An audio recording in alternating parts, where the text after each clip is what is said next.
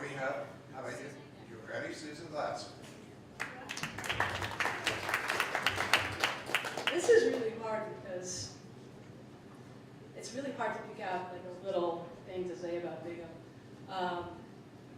I've been thinking over the last couple of weeks that I don't really know anyone else who's even remotely like Bingham. Like there's no one else in my life, and it's kind of like one of those comets that comes around every century or so, you know, and if you're lucky enough to see this brilliant comet fly through the sky, it's something that you tell your kids and your grandchildren about. And it's great that we're all gathered here. I feel like we're going to be telling Bingham stories to the next several generations. And Bingham was a storyteller. I mean, he could tell a story, and people who knew him really closely, I mean, Jesus, you heard those stories 100 times. You know, you could finish those stories for him. But he was such an entertaining storyteller. And for the most part, you know, they were real stories. They were true. But to me, my favorite stories were the ones that he got people to believe just because he was so good at it. Like his shark bite when he came back from Australia. He had this terrible gash on his leg. Of course, he always wore shorts so you could see it. And you know, he said he was attacked in the ocean. And he was bitten by a shark. I think in reality he tripped over a bench or something like that. Or he got this lump on his elbow, and he would say, you know, I've got a tumor. Actually, what he said was, I got a tumor. I got a tumor on my elbow. And it became this refrain that he would say sometimes apropos of absolutely nothing, or he might say it, you know, gee, I'd really love to go to the reading of your screenplay tomorrow night, but I got a tumor on my elbow, so can't do that. I want to just repeat something I said in Park City, because somebody kind of said something to me afterwards that was totally taken out of context, but I feel like the people in this room would understand what I was saying. You know, you could be in this business for 20 minutes and you would know Bingham. You know, he was just the biggest, brightest of them all. And, you know, in 20 minutes, you probably have 10 great Bingham stories to tell. And what I said was, you know, Bingham was really easy to love from afar. He was just larger than life and fun, and oh my God, I love that guy. But to get to know him, you know, on a really deep level, and to love him for the person he was not so easy. And, you know, it was a journey in which, you know, you could get hurt. And you saw a lot of people getting scraped up, and you saw some people in front of you, you know, going down the count. But if you made that journey and you did get to know him and really love him for who he was so worth it. I'm sure that a lot of people in this room have a red badge of courage that they can show to prove their scrapes with Bingham. And I just want to say that Bingham and I actually had a big fight one year in Cannes. Big fight. And, you know, we talked about it a couple weeks later, and you know, we made up, and we were friends, and you know, every time we saw each other, it was great to see each other, or whatever, but there was something, it was never quite the same. And luckily, a couple years ago in Cannes as well, we had to come to Jesus, and we talked about it, and you know, the miscommunication that happened, and the two of us started to cry, because I think we were mourning the loss of that intimacy of the friendship.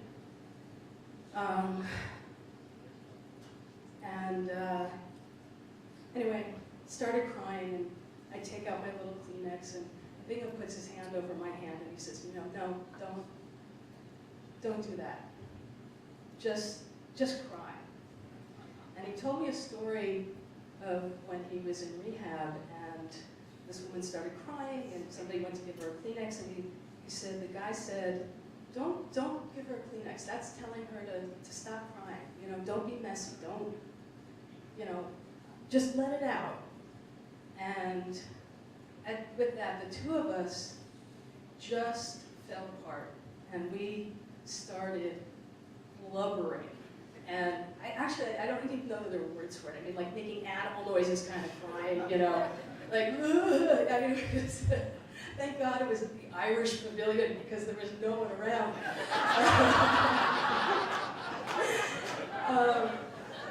And I still like to have Kleenex in hand. I can't believe I didn't take any tonight. But he taught me such a great lesson, which is let your feelings out, you know, and let them out loudly and make a mess. And I'm so glad that we had that moment together, and I've been thinking about that a lot the last couple of weeks, that I've been crying hysterically out loud, and then within a split second I'll have another thought of Bingham, and all of a sudden I'm laughing hysterically out loud, you know? And my dog just thinks I'm nuts, and I'm sure I just look nuts doing it. But he had so much passion, and he lived out loud. He wanted you to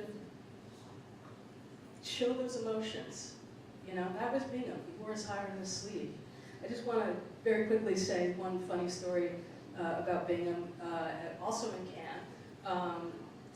He only needed about 5 hours of sleep a night, so at a festival you can imagine 3 hours is like no big deal, and he could skip sleeping altogether if necessary.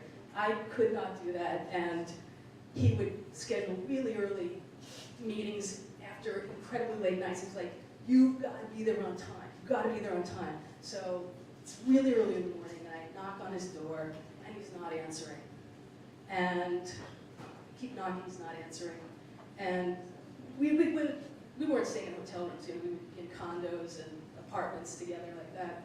So you know, you get to know each other pretty well. And I happen to know that Bingham sleeps in the nude. And I'm thinking, shit, I gotta go in here and wake him up. Jesus, God, I hope he's got his covers on him, because I don't want to feel it. So I slowly open the door, and I peek in, and thank God he's wearing his clothes from the day before. He is spread eagle on the bed. I mean, like, every corner of that bed had a limb on it, and he had the pillows over his head. And I was like, Bingham, it's time to get up for our meeting. And the only thing he could say was, oh no, it's too scary. He loved that story. Anyway, I just, I really want to thank Nancy and Nick and Annabelle and Becca for sharing him with us. Bingham really did make this side of the film family feel like a family in a way that no one else really did. Dysfunctional family, of course, but one to treasure nevertheless. Thank you.